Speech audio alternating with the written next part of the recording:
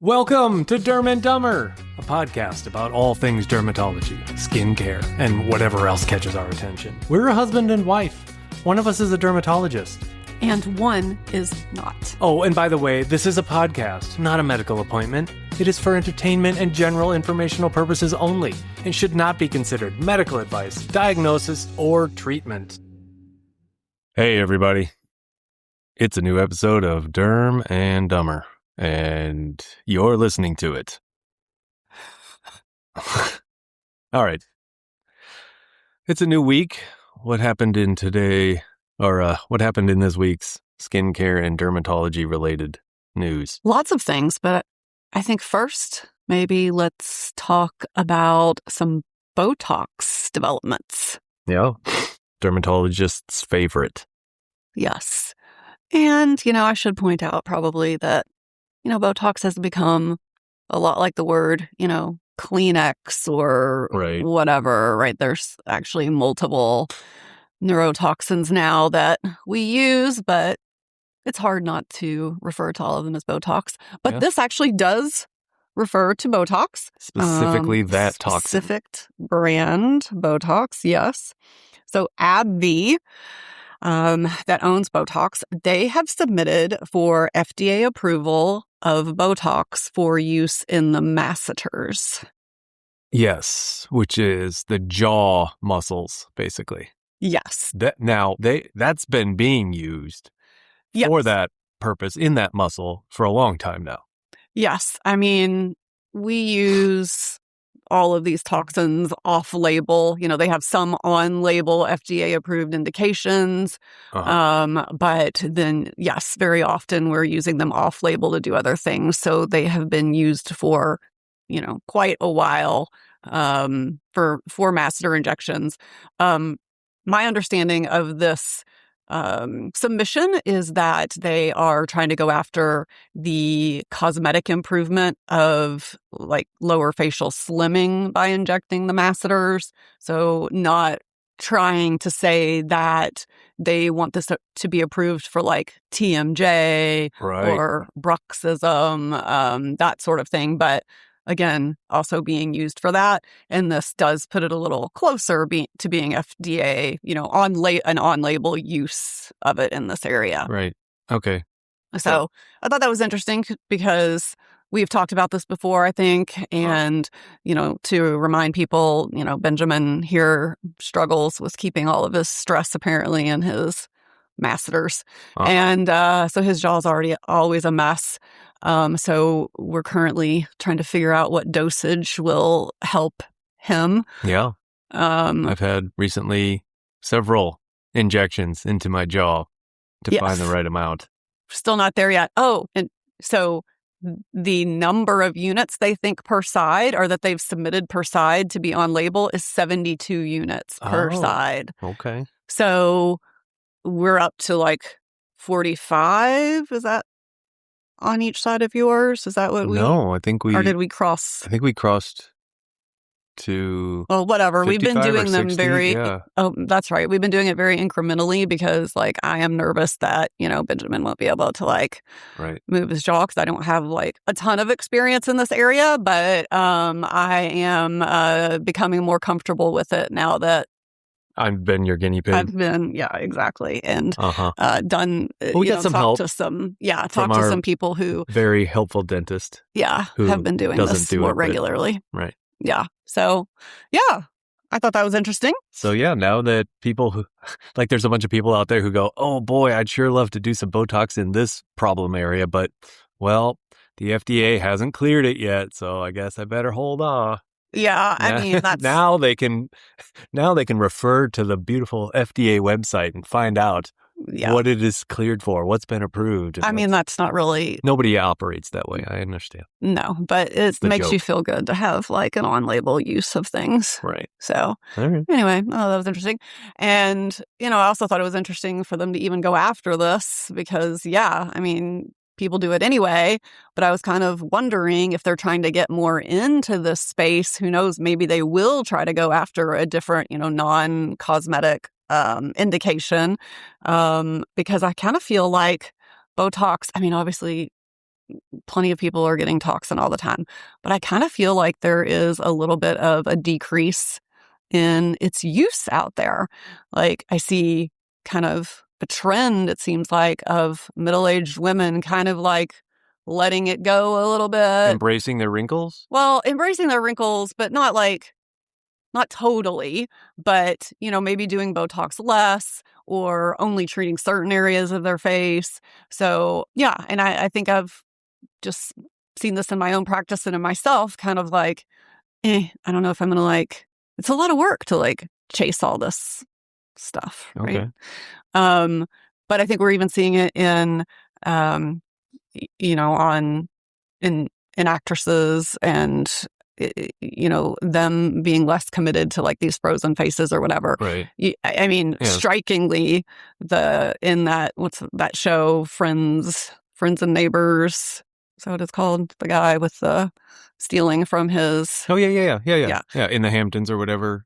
John Hamm. Yeah. Show. And so Amanda Peet in there, she has a really mobile face and,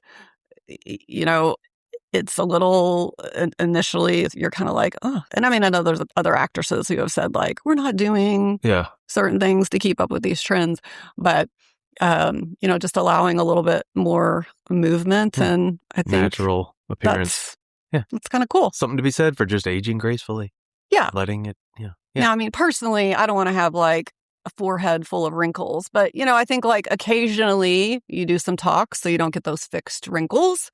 But then you don't always have to have it in place. And then you can look a little more, natural. It does wear off. It does wear off. And, I want to say there's, like you said, Botox has become ubiquitous. It just means all toxins. Mm-hmm. But what other ones are there? A lot of people probably don't even know that there's other companies making similar products and often, I'm guessing, cheaper. Yes. Botox or Daxify, one of those two is probably the most expensive. Daxify. So there's little differences with some of these.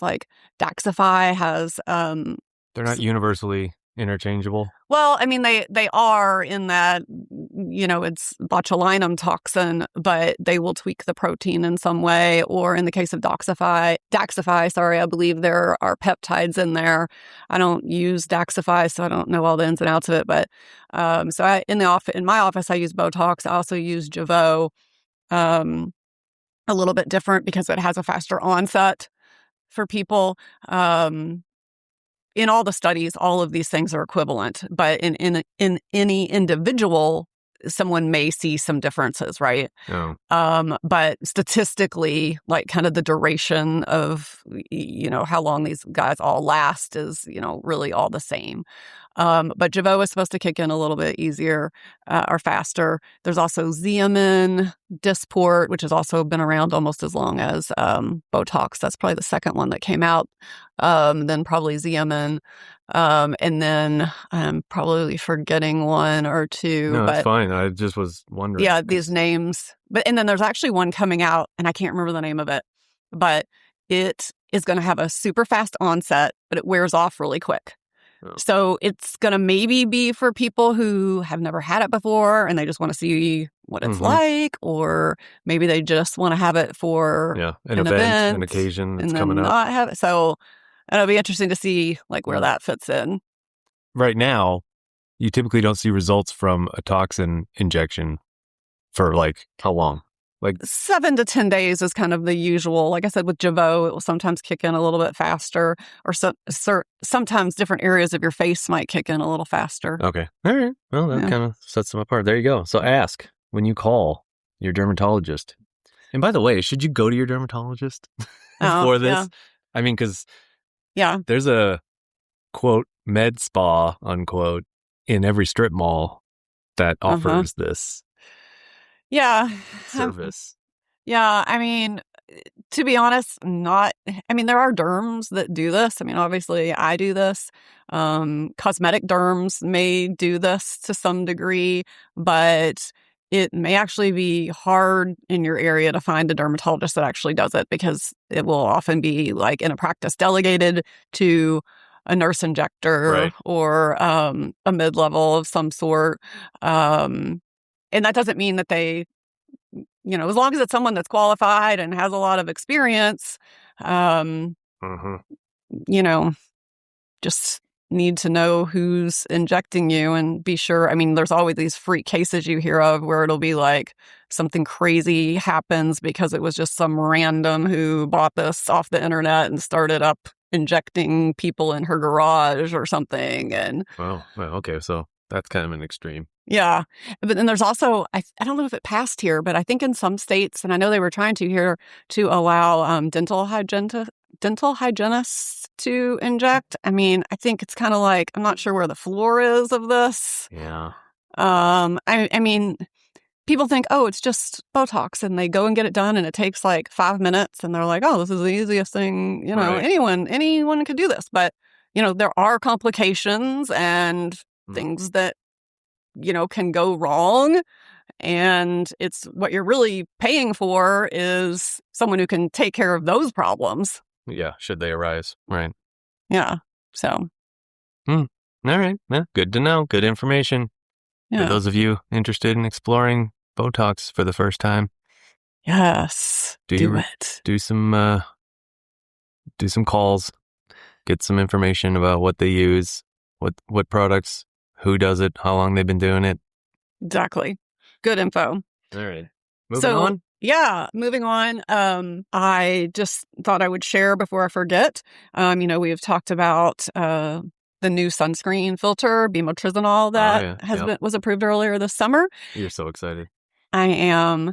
And initially, it looked like it was going to be found in some products here in the U.S. a bit faster, but I've now seen it's probably not going to be until next summer, maybe, where we'll probably see this called Tinosorb in Neutrogena and Aveeno products initially. They will probably be the only ones to have it. So those two companies. First. Yeah, because they're under one umbrella company. Right. So they will have products with the new filter for sunscreen in it, but not till next summer. It's looking like next summer. Okay. Mm-hmm. Until then, there'll be this other company, right? The one that's, right? No. Oh, they're going to be the first and only. Mm-hmm. When we did. Okay. People were saying it would be like the end of this summer. And it was going to be this other company nobody had heard of, or the one that did the huge push to get this stuff approved, right? Yes, that's they're just like an umbrella overall sort of. Right. Situation. So they basically sold the rights to use this, is my understanding. Okay. And the first company that'll be able to do that will be Neutrogena's parent company. Oh, all right. Well, so you got to curb your excitement a little. And yeah, at least that's my understanding. We haven't seen any official, launch releases or anything like that, but just the chatter that I'm seeing. So I just don't want you out there looking for it this right. The end of this summer. I don't think it's going to happen. Okay. Well, I was really planning. I know you were so excited. I had a launch party planned. I was going to, Ooh, yeah. Launch party. Nice. Maybe there'll be some huge event, some huge gala. Uh-huh. You'll get invited. Black tie only. Everyone will just be wearing sunscreen. That's right. Swimsuits. Sunscreen. It's a whiteout party. That's right.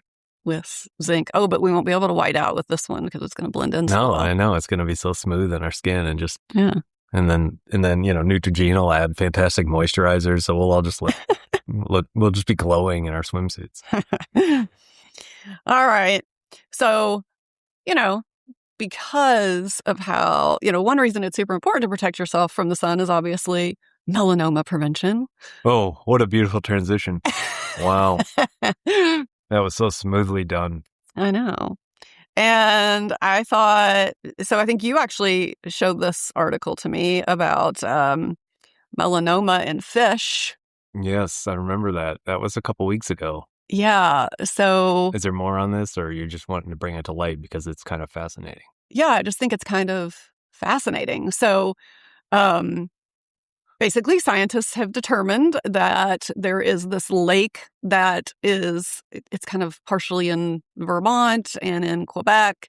Right. And there are these catfish in there. I think brown bullhead catfish. Okay.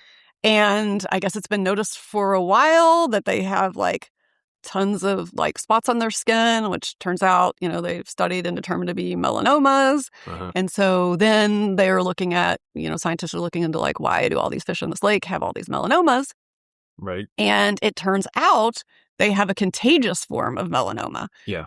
That was what caught my attention. That's the unique piece of this. So I did not know that any forms of cancer were contagious. That seems like something, and it turns out melanoma is not the only one. Yeah. There are other forms of cancer that are considered contagious. Yes, but kind of in different ways. Sure. So it's complicated. It is complicated. So like with these fish, the situation is that these cells that like just, I guess, flake off, exfoliate off of their skin from the melanomas, that is the contagious part. So basically somehow they're just in the lake. However it gets done, gets to the other fish, and it basically almost, you can think of it, I guess, like as a parasite, right? Like it attaches to the skin and then it just like grows. So, contagious in that way. And I guess there's a type of malignancy in dogs. It's called, where is it? Canine transmissible venereal tumor. And then there's also a similar, so same way, it's like contact with the tumor that causes it. In this case, it has the word venereal in it, so you might guess. Yeah, the nature of the contact. Transmitted. And then there's some kind of weird, I can't remember the name of something crazy, but happens in Tasmanian devils. Ooh. And it basically affects their face and it kills them. I guess the dog one they usually live through. Yeah. But this one, it attacks their face and then they like can't eat. Right. And then they die. Those things are so like, they can be so vicious, right? I mean, I think they are I don't know. Pretty aggressive animals. That's towards how they each pass other. it, maybe. Yeah. And so that's... And then also So wait, you just have to have like an open wound. I don't even know you have to have an open wound. I thought, if I remember that article about the fish, it's like, they tend to like hang, because they're catfish, so they hang out at the bottom of the lake and they kind of like, especially during like maybe like, mating season, they will like, they just flop around on each other down there. Kind of. Yeah, there's a lot of motion and they're all just on top of each other flopping around. That may be part of it. And that there's a chance for wounds to open up, and that could be how that was. But I think that was just hypothesis at that point. Because they're still trying to figure out how it. Yeah, exactly how it. But go on. There was another. Yeah, and then it also happens in bivalves, which I didn't honestly know what that means. And that means like clams. Yeah, clams and oysters. You didn't know what those were. I did not. I had to Google that. Google thinks I'm actually very dumb. Yeah. Anyway. You just had to type in what's a bivalve. Correct. Fun. That's all right. Yeah. You had to push that out of your head. I don't think that was ever in my head. I don't know. I was trying to maybe it was because I was a biology major. I'm sure at some point you learned that clams and oysters are called bivalves. Anyway, so that's like a tumor cell detaches, somehow makes its way to another member of your species and causes, melanoma in this case. But you and I were also talking, and I think you didn't realize that there are other cancers that we know are driven by viruses, which are obviously contagious. Yes. So that is the mechanism of, a good number of tumor. Yeah. If you want to think about it being contagious, like, for example, HPV. Yeah. And that's, to be honest, I should have put that together because I knew what HPV was. I knew that there was a vaccine on the market as we were all having kids, Right. That was starting to come around, and our kid is, of course, vaccinated for it. And, right. But you think, oh, that's just a virus. But that's the virus that causes ovarian cancer. Cervical cancer. Yeah, that's what it is. Yeah. So cervical cancer, also some increased risk of like malignancy in males as well, which is why the vaccine is given to both sexes. But then there's also HPV is also, we're suspecting more that it can be a driver in cutaneous squamous cell carcinoma. So ultraviolet radiation definitely plays a role too, but there may also be virus in the skin that influences that and is oncogenic. And then there's other ones too. Have you ever heard of this type of skin cancer called Merkel cell? No, that's a fun name. Yeah. Yes. Merkel. There was somebody recently that was Did pretty I famous. cause that? Yeah. That's what it says when you develop cancer from Merkel. I don't get it. Urkel? Oh. From the show? Oh. His big catchphrase, his yeah, line. no, I know now, Did but I wasn't do getting that? Urkel to And I Merkel. went to Merkel. Okay. Oh, I like that. That's funny when you have to explain it. Yeah, yeah. But super rare on the head and neck, usually in older men, but it's really aggressive. But yeah, it's not good. It's caused by something called Merkel cell polyomavirus. So again, just another contagious, potentially, or I should say, viral induced malignancy. Right. All right. Yeah. Okay. So, fun. Lastly, in the world of like melanoma and skin cancer, so I thought this was interesting because a lot of times if someone comes to see me for a skin exam, sometimes they'll be like, oh, this is it. Like, just sit here and, you look at my spots with your eyes, or you use your dermatoscope and look closer at certain spots. But sometimes they're like, there's not imaging, there's not a special wand that, whatever. And so there are places that offer 3D body-wide photography. And I mean, I do use photography to monitor things in my patients. So if I see something that's a little suspicious and like we want to watch it, be sure it doesn't change over time, we take a picture. Or if someone has a lot of lesions, I might take a picture of the area so that if a new spot pops up, I can say, oh, this one actually wasn't here before, so that's a little suspicious.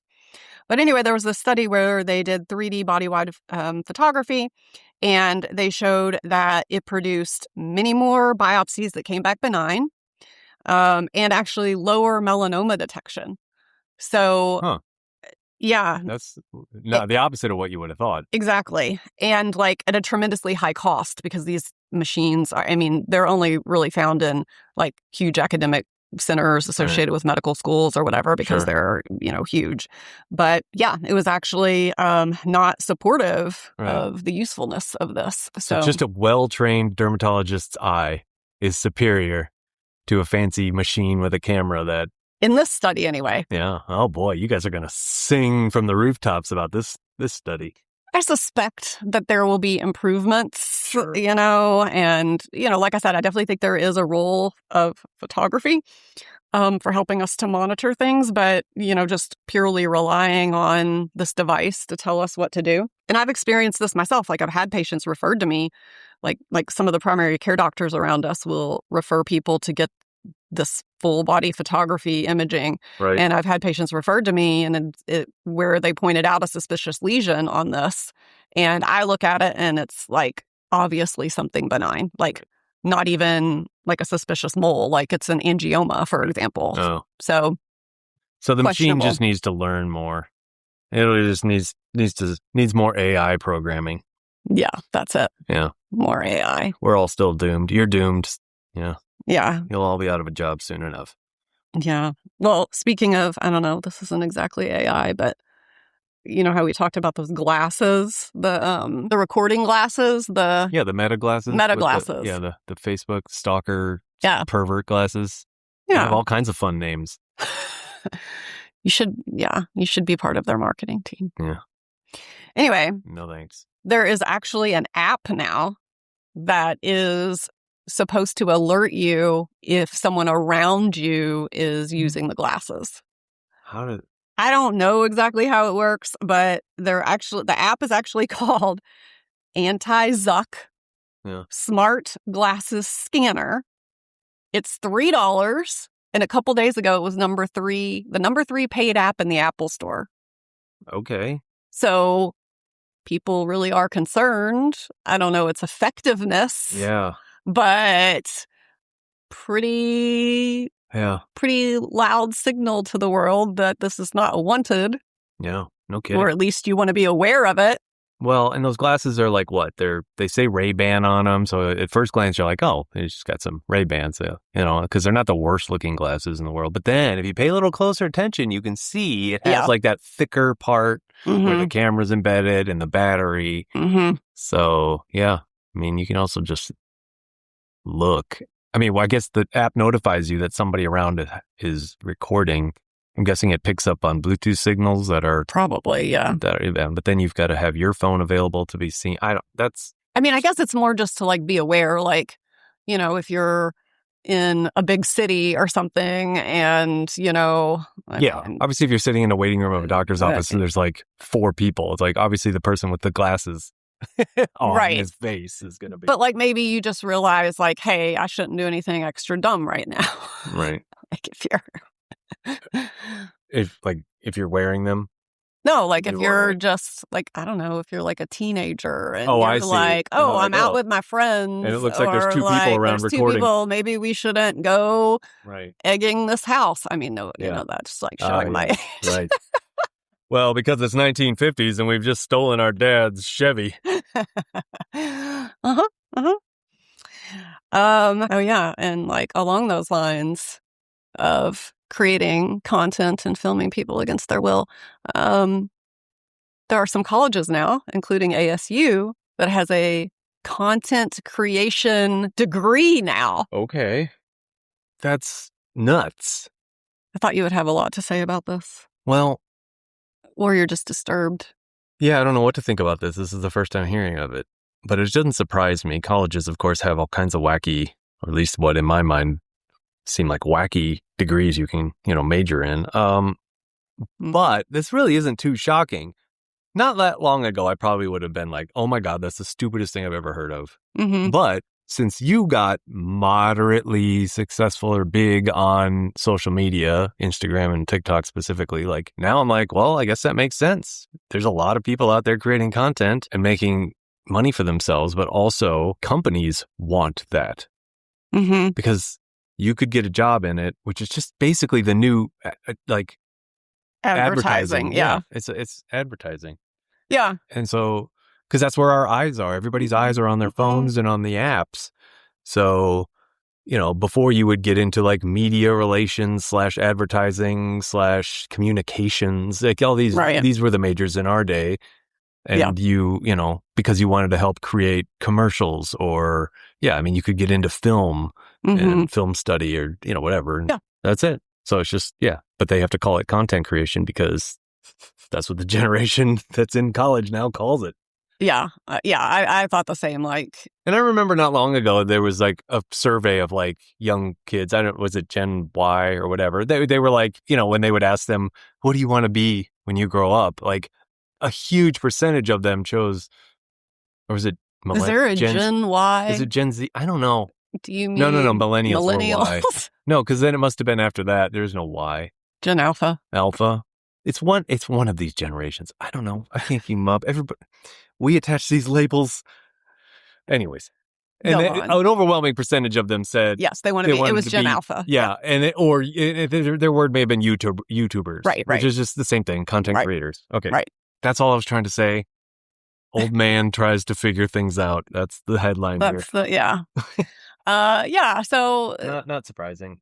Yeah, and it's ASU, local. It is ASU, our local state college, and maybe that's why I saw that targeted to me somehow. But I think there are other colleges that have this as well. For those of you listening elsewhere, that is Arizona State University. Oh yes. But I think it's smart. And I mean, like, no matter what you do, if you have a business, like whether it's like you want to work for someone doing the content creation, like you were saying, ads, whatever, media, or you have a business that you want to promote, you have to do it that way pretty much. So, right. Yeah. Anyway. Okay. Yeah, there you go. I mean, you're going to hire some Gen Xer who's just trying to figure it out on the seat of his pants, or you're going to hire somebody who has a degree that literally says content creation bachelor's. Well, I mean, I obviously that's true, but like so many of us have just like, I mean, obviously I had help, building my social media following, but like you figure out a lot of things on the way too. So, you just used Claude. That's a thing too. Like the AI social media content creation is so hideous right now. Yeah. It's like rough. It's like, I bet. I haven't seen a lot of it, but I have heard that there's just an unlimited amount of accounts that are just created by AI now. Well, there's that, but then there's people who like, and like I've done it occasionally just to kind of like, I was learning, seeing what Claude can do or whatever. But it's like, you can tell, like, there's this type of carousel that like, it looks the exact same on everyone's account, basically, like maybe the colors are different, but it's like the way the words are placed, how it's like very minimalistic and like whatever. And it's just like every time you see one of them, I mean, you're like, oh my, like I can't even anymore with that. So it all looks the same. They're it all looks the copying each same. other. It's the content is different. The internet is but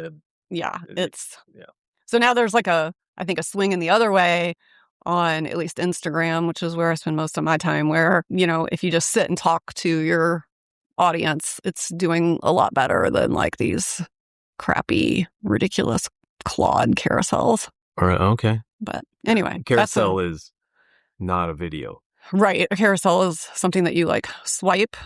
Yeah, still pictures. Still pictures, but... like a little photo album. Yeah, but it's a carousel if you swipe through them. Or if it's just a single picture, that would just be like a single picture, but it's called a carousel if you swipe through multiple images on that post. Got it. I'm still learning. Yeah, Benjamin definitely needs to get this social media degree. No, I'm kidding. Yeah, I'm going to go back to school and sit in with those kids. That would be hilarious. I'm just auditing this class. Uh-huh.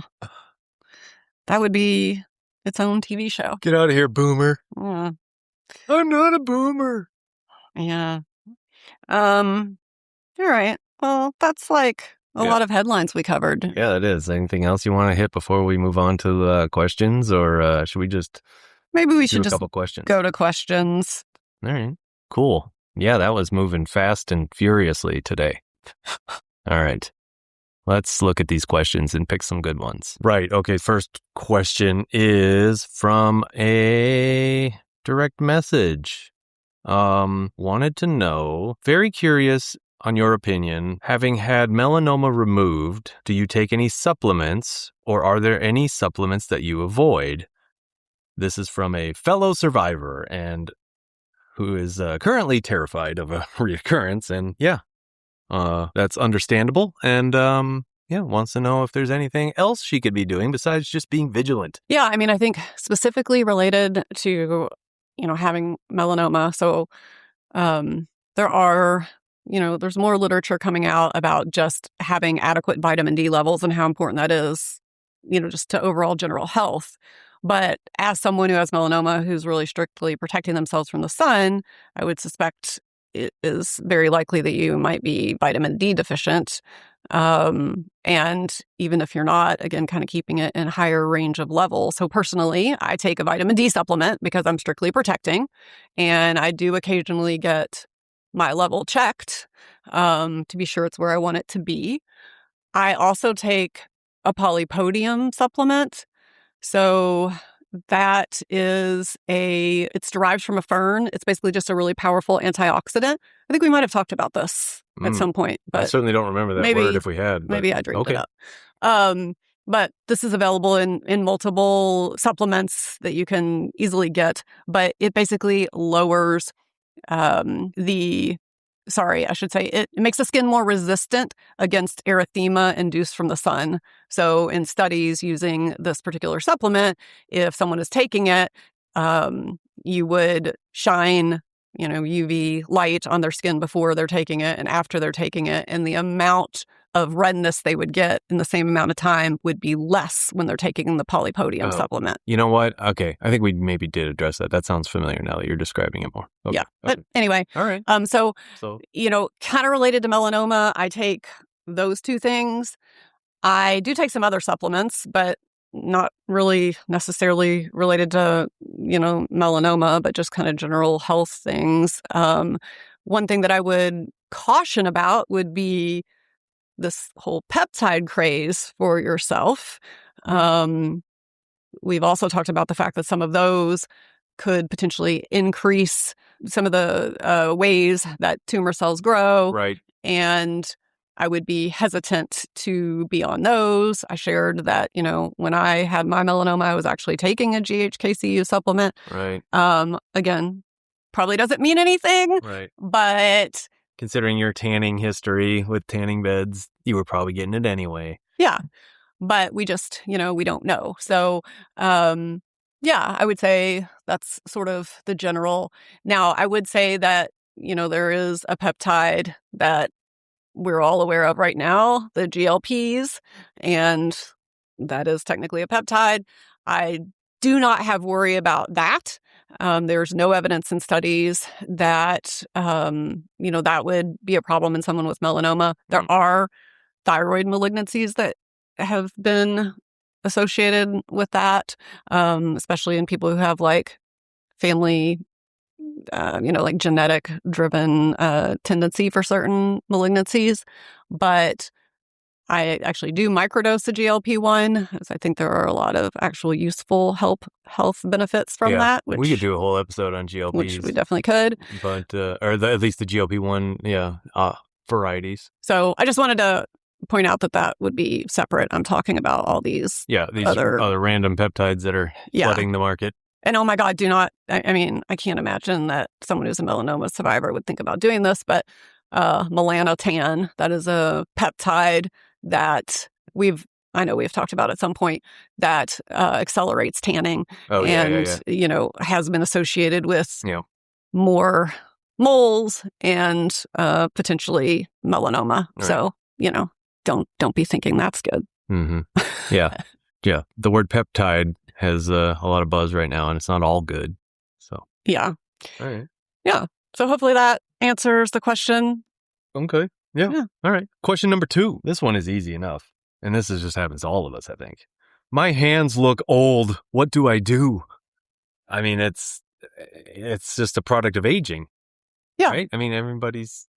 It is. And when they say they look old, what do they mean by that probably? It can be different things. Wrinkles, spots. Yeah, any of those, or like the hands get really thin in someone who, is older and thinner. Sometimes that would be a problem. So like the tendons and veins are more visible. So that's kind of associated with age. But yes, a lot of times it's pigment, brown spots, wrinkles, or even bruising. Oh, yeah. Yeah. Mm-hmm. Yeah, there's definitely people in the media these days you see with very bruised hands. Okay. Very covered up bruised hands. Mm-hmm, mm-hmm. So well covered up. So not obvious. Right. So, basically there's a lot of factors, and obviously the amount of sun exposure will contribute to the wrinkles, to the brown spots, and to the tendency to bruise. But also, if you're older, you're on, medications that cause bruising, that's going to make it worse.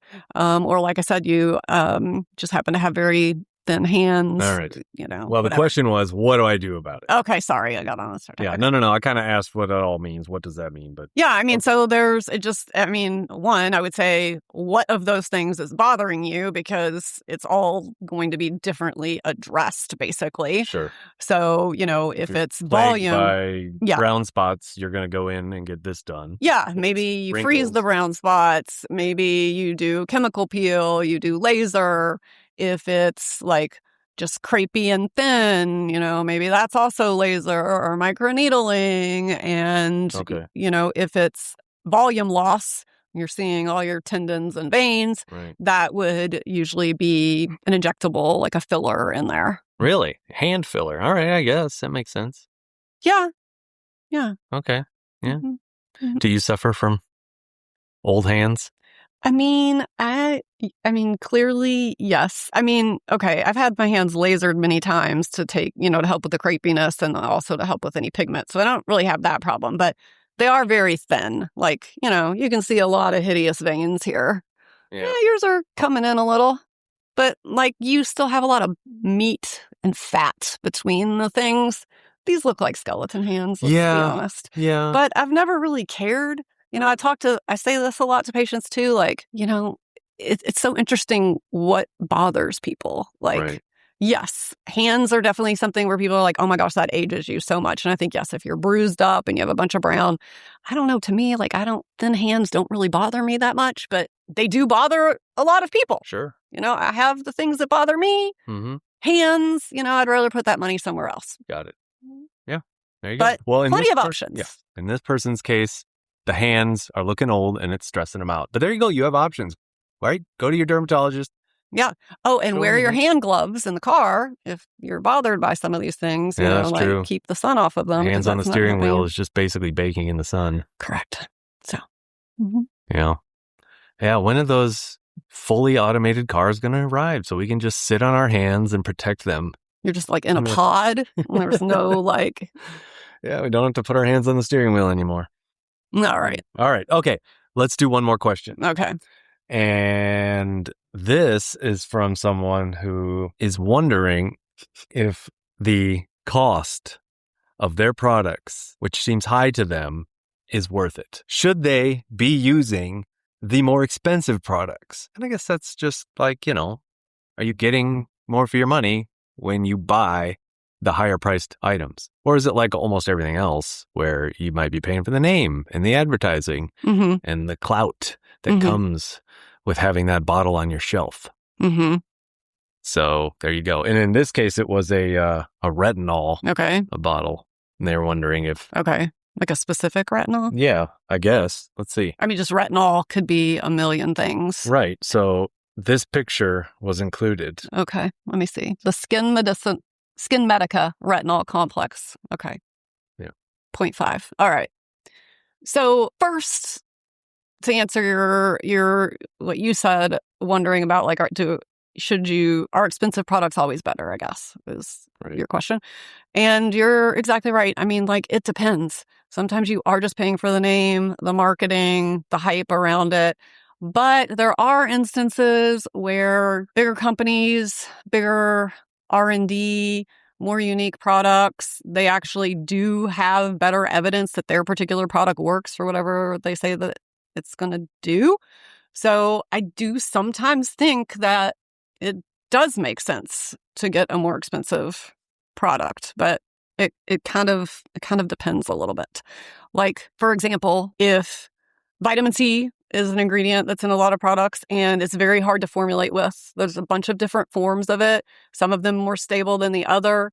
But if you go with one that is really difficult to formulate with, if you get that in a cheap product, like $10 at the grocery store, it's probably just they've thrown it in there. There's no, like, they don't have clinical studies that it's like really going to work, that sort of thing. So I'm just saying that there's like caveats, and I'm giving that example of vitamin C, I guess. Sure. This product is a brand called Skin Medica, which is a more medical grade skincare line. So it is going to be overall more expensive. Medical grade? Yeah, so medical grade is... Does that actually mean anything? Let's get a little off track here for a second, because you hear these terms thrown around when it comes to like I learned that when it comes to like, especially stupid little things like phone cases or any kind of protective armor thing you can put on something. Often it's electronics, but like they'll throw this term military grade. Right. Turns out that is a completely meaningless term. Yeah. It carries nothing. It means nothing. So but it sure sounds nice. Yeah. So anyways, does medical grade fall in that category? I don't think that there's like an accepted definition of what medical grade is. Right. But what I think it tends to mean is that it is companies that do clinical studies. Okay. Or that have more of like they're sold through a physician or an esthetician. Yeah. You can't just go to Walmart, pick it up off the shelf. Right. You're not going to get it at Walmart. Yeah. You're going to go to... You may not still have to... I mean, you might still be able to buy it online. Okay. But it's just, not as readily available. But I think most of them do tend to have a little more research behind them. But again, I don't know that there's like a full-on definition. And again, sometimes it matters, sometimes it doesn't matter. Like this particular product, this retinol, this product, first of all, is about $56, which in my mind is actually not that expensive. Wow. For a decent, good retinol, of which this is. Okay. So this is This is a good product. Good product at a pretty good price is what you're saying. That's what I'm saying. I mean, you're going to be using like a tiny amount of this once a day at most. It's going to last a while. It's also got peptides in it. It's got some moisturizing agents in it. I mean, I think this is actually a pretty reasonable product. Yeah. But, could you get a retinol in a cheaper product? Yes, you can probably get $20 or $30 drugstore products for sure that have retinol in them. You could get a prescription retinoid from your dermatologist, which... Yeah, depending on your insurance plan with your pharmacy. I mean, usually they're not going to be covered, but, That's true. $40, usually. So this is not really that. I mean, and then you think about, this we talked about last time, this $1,500 eye cream, right? Uh-huh. So funny. A friend of mine actually heard that episode and shared that she kind of had the exact same story while traveling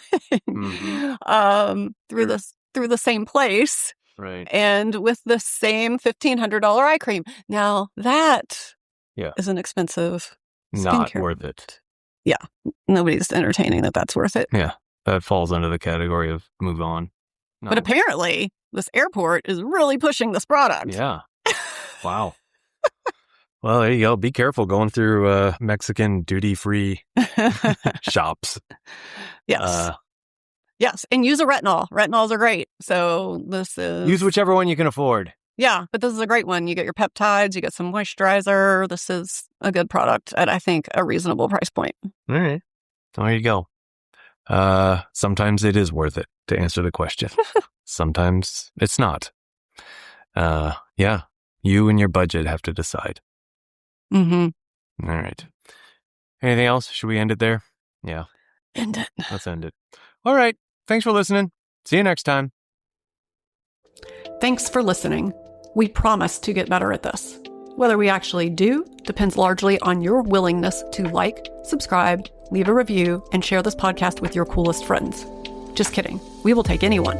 Cool, uncool, moisturized, unmoisturized. Stay tuned for more skincare talk with a hint of sarcasm.